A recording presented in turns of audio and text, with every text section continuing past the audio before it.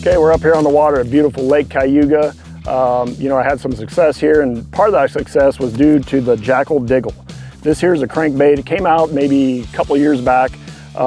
This here is the 2+. They make a 2+, and a 4+, and a 5+. So 3 different depths. This one here I chose just because I wanted to keep it above the grass, which the grass was topping out in the area I was fishing this, in about, you know, that 4 to 5 foot from the bottom. I was fishing in like 10. So this was the right crankbait for the job. A couple key features about it. That coffin bill, I kind of call it, first of all, it makes a real wide, kind of real gnarly hunting action. So it's not your super tight wiggle. It's more of a, you know, side to side, and it triggers those big fish, especially in the summertime, you know, and you could fish it real fast and trigger those bites, or you can slow it down, but great action. Another really cool feature about this bait is the weight transfer system that they have. So when you go to cast it with that weight transfer system, you could throw it a mile right into the wind. Great colors. This here is the one I caught them on, SK shad, as well as I caught a few on the chartreuse blueback. They got an SS shad, chartreuse shad, and threadfin minnow.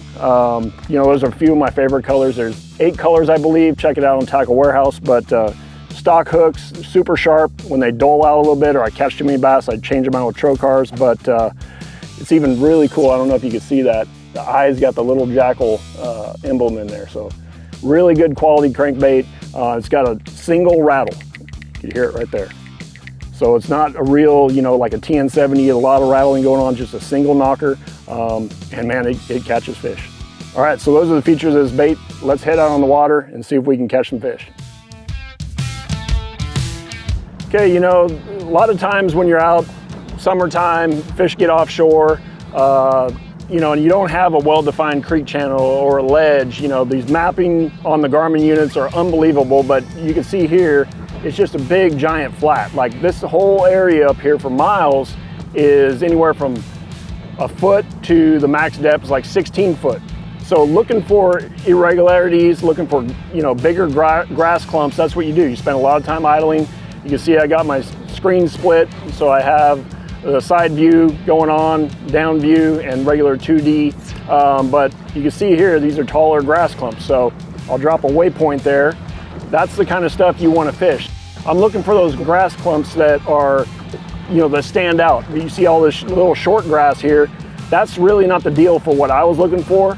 I was looking for those bigger, taller clumps, and they're usually like that cabbage grass, mix of milfoil, and that would be the deal. So I have the Sea Clear power cable, which makes a big difference. You can see how clean and crisp this screen is.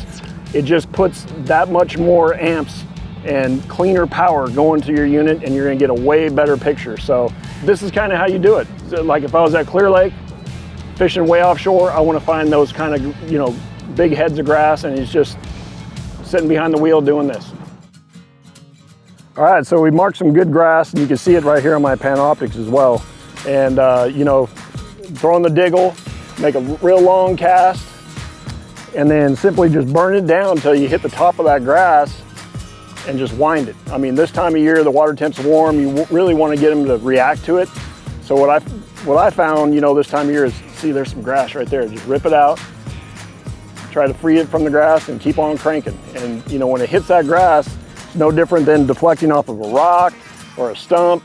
That's when you're gonna get those fish to trigger and bite it. So, you know, occasionally I'll try various retrieves. Like if I'm around a really good grass clump, I might do a stop and go type retrieve, but 9 times out of 10, I'm just covering water and trying to feel the right grass, rip it through there, and trigger those bites.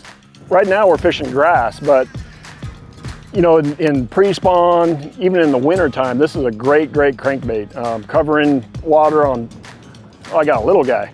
Covering water on wood and rock, you know, and I'll slow the retrieve down. The cooler the water temperature, a lot of times, the slower I want that retrieve. So I won't necessarily burn this bait. Oh, I won't necessarily burn this bait like I am right now. I'll more fish it like this kind of retrieve. Just a real slow, steady, bouncing off rocks, wood, laydowns, whatever, and trying to trigger those bites. You know, speed it up a little bit if you feel like you're on a good stretch or around a good clump of rock bed or, you know, stumps, a ditch, something like that. But like I said, this is summertime. Kind of figured out these fish want a really, really erratic, fast moving bait to trigger those bites. So there's one right there. We need to get bigger. Look at how he ate that bait. That's when you know. I mean, this is a small fish, but he had both hooks sideways in his mouth. So not the biggest bass, but still a lot of fun.